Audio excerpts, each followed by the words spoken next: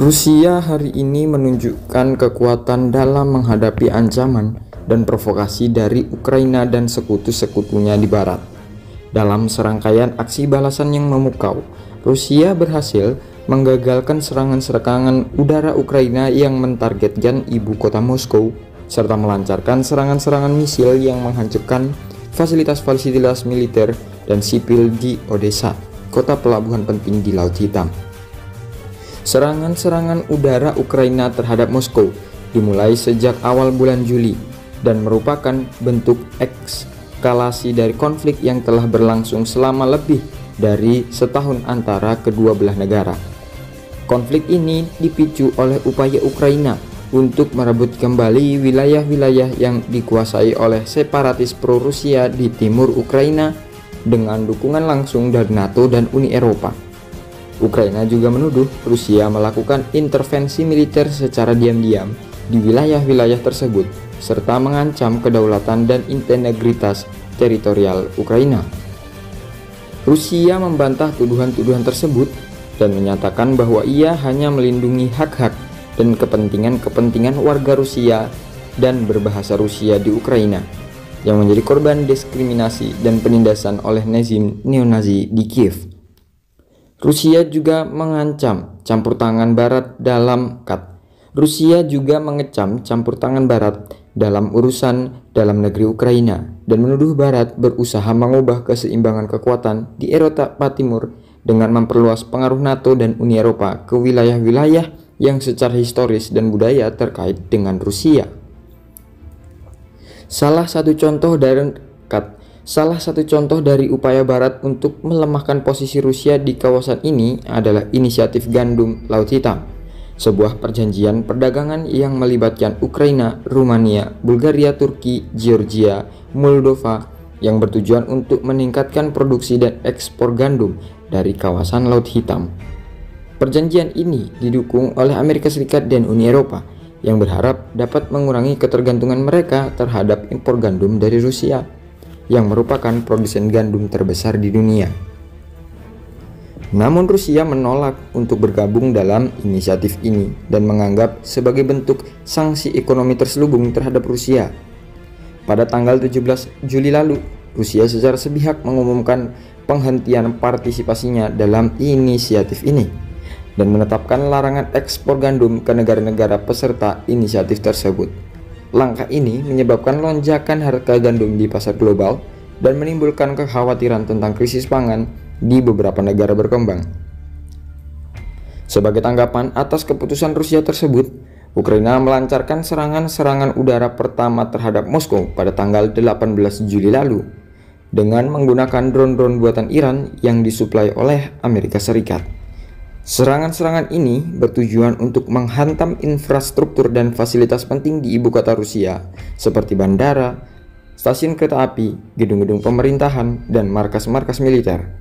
Namun serangan-serangan ini berhasil digagalkan oleh sistem pertahanan udara canggih Rusia yang mampu mendeteksi menghancurkan drone-drone tersebut sebelum mereka mencapai target-targetnya. Serangan udara Ukraina terhadap Moskow terus berlanjut hingga hari ini dengan frekuensi dan intensitas yang semakin meningkat. Namun Rusia tidak tinggal diam dan membalas dengan serangan-serangan misil yang menghantam wilayah-wilayah Ukraina yang strategis, terutama di kawasan Laut Hitam. Serangan-serangan ini dilakukan dengan menggunakan misil-misil jelajah kaliber yang memiliki jangkauan hingga 2.500 km dan dapat diluncurkan dari kapal-kapal perang, kapal selam, atau kendaraan luncur udara tak berawak atau UAV Rusia. Salah satu target utama dari serangan-serangan misil Rusia adalah Odessa, kota pelabuhan terbesar di Ukraina yang merupakan pusat logistik dan transportasi bagi inisiatif Gandum Laut Hitam. Pada hari Minggu lalu, Rusia meluncurkan serangan misil yang menghancurkan katedral Transfigurasi di Odessa, sebuah bangunan bersejarah yang dibangun pada abad ke-19 dan merupakan simbol keagamaan dan budaya bagi warga Odessa. Serangan ini menewaskan 1 orang dan melukai 22 orang lainnya, termasuk beberapa anak-anak. Rusia sendiri membantah bertanggung jawab atas serangan tersebut dan menyalahkan Ukraina yang telah menembakkan roket-roket yang salah sasaran. Namun Ukraina juga membantah klaim tersebut dan menuduh Rusia melakukan kejahatan perang dengan mentargetkan objek-objek sipil yang tidak berhubungan dengan konflik militer. Ukraina juga meminta Dewan Keamanan PBB untuk mengadakan pertemuan darurat untuk membahas serangan-serangan Rusia tersebut dan mendesak komunitas internasional untuk memberikan sanksi dan tekanan lebih keras terhadap Rusia. Namun Rusia menolak untuk berpartisipasi dalam pertemuan DK PBB tersebut dan menyatakan bahwa ia tidak akan berdialog dengan pihak-pihak yang mendukung terorisme dan agresi terhadap Rusia. Rusia juga menegaskan bahwa ia akan terus mempertahankan kedaulatan dan keamanan nasionalnya dari ancaman-ancaman eksternal dan tidak akan mundur dari posisinya sebagai kekuatan besar di kawasan Eropa Timur. Rusia juga mengingatkan bahwa Barat bahwa ia memiliki senjata-senjata nuklir yang dapat digunakan sebagai pilihan terakhir jika konflik semakin memanas.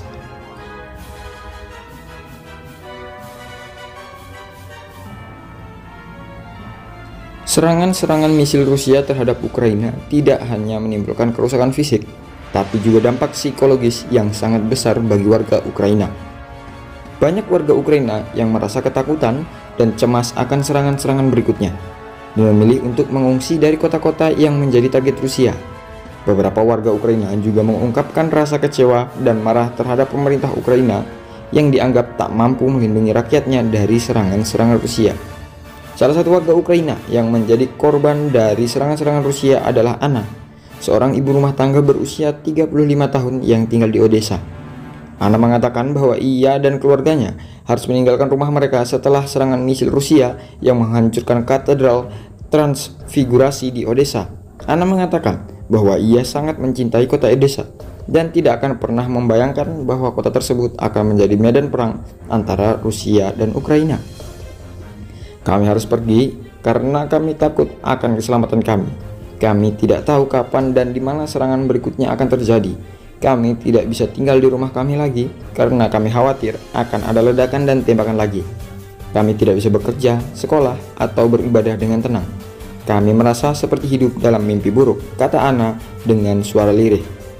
Anna mengatakan bahwa ia dan keluarganya sekarang tinggal di sebuah tenda di pinggiran kota Odessa bersama dengan ratusan pengungsi lainnya. Ia mengatakan bahwa kondisi buruk di tempat pengungsian sangatlah buruk dan tidak ada cukup makanan, air, atau bahkan obat-obatan dan fasilitas sanitasi yang tidak layak. Ia juga mengatakan bahwa ia tidak mendapat bantuan apapun dari pemerintah Ukraina yang menurutnya lebih sibuk berperang daripada membantu rakyatnya. Kami merasa ditinggalkan oleh pemerintah kami. Kami merasa tidak ada yang peduli dengan nasib kami. Kami merasa seperti sampah yang dibuang begitu saja. Kami merasa seperti bukan lagi bagian dari Ukraina, kata Anna dengan suara sedih. Anna mengatakan bahwa ia berharap agar konflik antara Rusia dan Ukraina segera berakhir dan agar kedamaian dan stabilitas dapat kembali tercipta di kawasan ini. Ia juga mengatakan bahwa ia tidak memihak kepada salah satu pihak dalam konflik ini dan hanya ingin hidup dengan damai dan sejahtera bersama keluarganya. Kami tidak peduli siapa yang menang atau kalah dalam perang ini. Kami hanya ingin hidup normal lagi, tanpa takut akan serangan-serangan lagi. Kami hanya ingin kembali ke rumah kami dan melanjutkan hidup kami seperti biasanya. Kami hanya ingin menjadi manusia lagi, kata Anna dengan suara haru. Namun harapan Anna tampaknya sulit untuk terwujud, karena konflik Rusia dan Ukraina masih terus berkecambuk tanpa ada tanda-tanda penyelesaian. Kedua belah pihak masih saling menyalahkan atas serangan-serangan yang terjadi dan tidak ada upaya diplomasi atau mediasi yang berhasil menghentikan eskalasi kekerasan ini. Bahkan beberapa analis politik memperingatkan bahwa konflik ini dapat berkembang menjadi perang besar dunia ketiga jika negara-negara besar ikut campur dalam konflik ini. Salah satu negara yang berpotensi ikut campur dalam konflik ini adalah China, yang merupakan sekutu strategis Rusia dan memiliki kepentingan ekonomi dan politik di kawasan Eropa Timur. China telah menyatakan dukungannya terhadap Rusia dalam konflik ini dan mengecam intervensi Barat dalam urusan dalam negeri Ukraina. China juga mengingatkan kerjasama militer dengan Rusia. China juga meningkatkan kerjasama militer dengan Rusia dan melakukan latihan-latihan bersama di Laut Baltik dan Laut Mediterania. China juga telah mengirim bantuan-bantuan militer dan kemanusiaan kepada Rusia, termasuk pesawat-pesawat tempur. tank-tank, rudal, dan masker-masker medis. Cina juga menawarkan untuk menjadi mediator antara Rusia dan Ukraina dan mengusulkan untuk membentuk sebuah mekanisme dialog multilateral yang melibatkan negara-negara yang terkait dalam konflik ini. Namun, usulan Cina ini ditolak oleh Ukraina dan Barat yang menganggap Cina sebagai pihak yang tidak netral dan tidak kredibel. Di sisi lain, Amerika Serikat dan Uni Eropa juga tidak tinggal diam dan terus memberikan dukungan militer dan politik kepada Ukraina dalam konflik ini.